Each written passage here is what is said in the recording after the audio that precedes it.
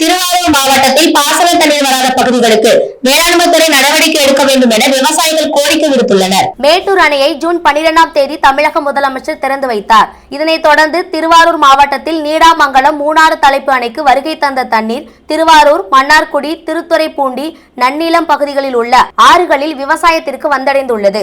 பாசனத்திற்கு ஆற்று நீர் வருகை தருவதால் திருத்துறைப்பூண்டி, திருவாரூர் உள்ளிட்ட பல்வேறு கிராமங்களான கூடூர், கீழக்கூத்தங்குடி, கருப்பூர், கமலாபுரம் பகுதிகளில் நேரடி நெல் விதைப்பு, புழுதியடித்தல், சேற்றில் உழவு செய்தல், விதை தெளித்தல் என குறுவை சாகுபடி பணிகளை விவசாயிகள் மகிழ்ச்சியுடன் செய்து வருகின்றனர்.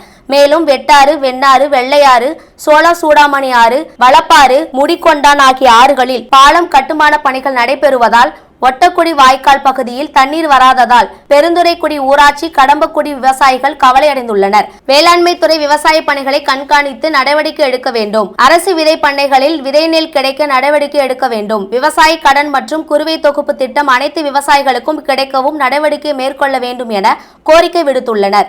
இதில் தமிழ்நாடு விவசாயிகள் சங்கம் திருவாரூர் மாவட்ட தலைவர் தம்புசாமி, ஒன்றிய செயலாளர் செந்தில், விவசாயிகள் பலர் உடனிருந்தனர். 12ஆம் தேதி மகிழ்ச்சியோடு முதலமைச்சர் அவர்கள் விவசாயிகள் குறுவை விவசாயத்திற்கு தண்ணீர் திறந்து விட்டிருக்கிறார்கள்.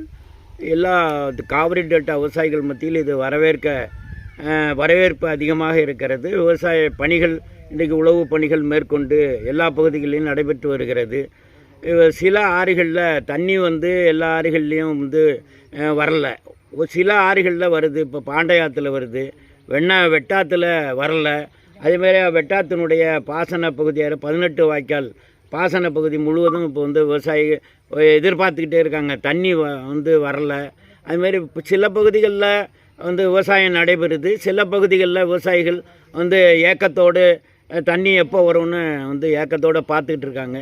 இது ஒரே ஒட்டுமொத்தத்தில் பரவலாக தண்ணீரை பகிர்ந்தளிக்க வேண்டிய அந்த பணியை பொதுப்பணித்துறை செய்தாலும் வேளாண்மை துறை இதை கண்காணிக்கணும். இந்த தண்ணியை இந்த இடத்துக்கு கொண்டு போய் சேர்த்து அந்த விவசாயத்தை நடைபெற வைப்பதற்கான அந்த பணிகளை வேளாண்மை துறை கண்காணிப்பு மூலமாக செய்வதன் மூலம்தான் இந்த சிறப்பாக எல்லா பகுதிகளிலும் ஒரே நேரத்தில் விவசாயம் நடைபெறுவதற்கான அந்த நடவடிக்கை என்பதை எடுக்க முடியும்.